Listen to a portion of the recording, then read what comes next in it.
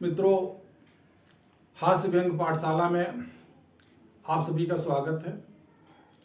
आज का पाठ है मोपेड की सवारी। तो मित्रों, आनंद लीजिए आप भी हमारे साथ मोपेड की सवारी का। मुझे पैदल चलने का काफ़ी कुछ शौक है। घर से सब्जी मंडी 1.5 किलोमीटर है, ऑफिस 3 किलोमीटर है और मैं अक्सर ही पैदल ही जाता हूँ। कभी रास्ते में कोई मित्र मिल जाता है, बहुत ज़्यादा आग्रह करता है, तभी उसके स्कूटर पर या मोटरसाइकिल पर बैठता हूँ, नहीं तो पैदल ही आता हूँ जाता हूँ। और भी छोटे मोटे जो 2-4 किलोमीटर के काम हैं वो सब पैदल ही जाके करता हूँ। एक बार मैं बस अड्डे पर उतर कर घर के लिए पैदल आ रहा था। घर से बस अड्डे की दूरी करीब 5 किलोमीटर, आधा किलोमीटर चल पाया होऊंगा कि पीछे से धर्मदास जी जो हमारे मोहल्ले में रहते मोपेड से आ रहे थे, उन्होंने मुझे देखा और देख करके आकर पास आकर के बिल्कुल मोपेड रोक दिया कि बोले पीछे बैठिए। अरे नहीं, हमने कहा आप चलिए और मैं चल रहा हूँ आराम से, कोई दिक्कत नहीं। बोले सवेरे टहलना 5 किलोमीटर वो अलग बात है और इस समय बस अड्डे से घर पैदल जाना अलग बात है। पीछे बैठ जाइए, बैलेंस सही रखिए, 15 मिनट में घर पहुंच जाओगे। उनका आग्रह मुझे स्वीकार करना पड़ा। मैं पीछे मोपेड पर बैठा, बायां पैर मैंने रख लिया पायदान पे, दायां पैर पायदान पे रखने को हुआ तो पायदान नदारत। हमने कहा दायां पैर कहाँ रखें, इसमें तो ये पायदान है ही नहीं। बोले कि ये तो हमें भी नहीं पता। बोले ये तो हमें भी नहीं पता कहाँ है, कब से नहीं है। खैर 15 मिनट की बात है, पहुंच जाओगे घर, काहे लिए परेशान हो रहे हो। तो मैं बैठ गया। 1 किलोमीटर चल पाया होऊंगा कि रास्ते में एक पुल पड़ता है। हमने कहा कि अभी पुल है, इसकी चढ़ाई चढ़ना जरा मोपेड के लिए शायद मुश्किल हो, मैं उतर जाता हूँ। अरे बोले 4 लोगों को इस पुल पर लेकर मोपेड से कई बार पार किया है, बैठे रहो। जैसे ही थोड़ी और मोपेड आगे बढ़ी, धीरे धीरे उसकी स्पीड कम हुई और मोपेड बंद हो गई। मोपेड बंद हो गई, उनको भी गुस्सा लगा। बोले कि 6-7 महीने से मैंने जो है इसकी सर्विसिंग नहीं करवा पाई, इसीलिए ये बंद हो गई। खैर थोड़ी पैदल चल के जब ऊंचाई पूरी तरह पहुंच गए, फिर उन्होंने स्टार्ट की, कहीं चलिए अब कोई बात नहीं है। आगे चले जा रहे थे मित्रों। 1 किलोमीटर और चल पाए होंगे कि रास्ते में सड़क पर मरम्मत का काम चल रहा था। फिर वहां पर उतरे, 10-12 मीटर पैदल चले।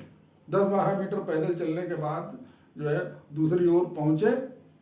फिर मोपेड उन्होंने स्टार्ट की और कहा कि बस अब कुछ नहीं कहीं रुकना है, केवल एक जगह रुकना है, बस खाली सब्जी वहां लेंगे और बस सब्जी मंडी में भी ज़्यादा नहीं, 5 मिनट लगेंगे। हमने की कोई बात नहीं, आराम से सब्जी ले लें आप, जल्दबाजी कुछ नहीं है। सब्जी मंडी जैसे ही आई, उन्होंने अपनी मोपेड रोक दी। मोपेड रोक दी, कहीं 5 मिनट रुके रहिए, अभी हम सब्जी लेकर के आ रहे हैं। अब मित्रों, सब्जी मैं घड़ी देखता रहा, 15 मिनट हो गए, 5 मिनट की जगह 20 मिनट हो गए, 25 मिनट हो गए, आधा घंटा हो गया। उसके बाद जो है धर्मदास जी 2 झोले लटकाए भारी भरकम ऊपर तक भरे हुए आकर के वहीं पर खड़े हुए। कहीं देखिए इनको पकड़ के आप दोनों ओर इनको कस के पकड़ लीजिए और बैठ जाइए और पूरी तरह से बैलेंस बनाए रखिए, ये आपकी बड़ी जिम्मेदारी है, कहीं ये किसी तरह से गिर न जाए। अब एक ओर तो पायदान नहीं, दूसरी ओर हवा में पैर लटकाना, ऊपर से इतने भारी भरकम झूले। खैर मैं करता भी तो क्या करता, बैठ गया। उन्होंने स्कूटर मोपेड स्टार्ट की और चलने लगे। आगे भैंसों का झुंड जा रहा था। तो उन्होंने अपने निकलने भर की जगह देखी और मोपेड को आगे बढ़ा दिया। शायद ये भूल गए कि 2 झोले मेरे हाथ में हैं, दोनों हाथ में एक झोला है। हालत ये हो गई मित्रों कि दोनों झोले जो है भैंसों से टकराने लगे। शहर की भैंसें हैं, कोई गांव की तो है नहीं जो बिदक जाती हैं सड़क पे चलने से। बिल्कुल जनवासे की चाल चलती हैं, उन पर कोई असर नहीं होता है। हालत ये हो गई कि अब या तो मैं गिरूं या झोलों को छोड़ दूं। मैंने दोनों झोले फिर मजबूरी में छोड़ दिए और आगे झुन्नों के आगे जब निकल गए, भैंसों के आगे, तब धर्मदास जी ने मोपेड अपनी रोकी और फिर जो भी सब्जी थी सब फैल चुकी थी पूरी सड़क पर। हैं, पीछे फिर वो लौटे, उन्होंने सब्जी बटोरनी चाहिए, बटोरते भी क्या बेचारे, इतने खुर पड़ चुके थे उन सब्जियों पर। टमाटर टें बोल गए थे, मूली सूली पे चढ़ गई थी, थोड़े बहुत बेशर्म आलू बेशर्म प्याज बचे थे, उनको उन्होंने एक झोले में रखा। मुश्किल से आधा झोला भर पाया होगा और उस झोले को फिर उन्होंने आगे हैंडल पे टांग लिया। मुझसे पीछे मुड़ के भी नहीं देखे, न मुझसे कुछ कहा और धीरे धीरे फिर चल दिए। मित्रों, उन्होंने मेरे घर के सामने मोपेड खड़ी की और खड़ी करने के बाद धीरे से हम उतर गए। वो अपने घर चले, उन्होंने पीछे मुड़ के भी नहीं देखा।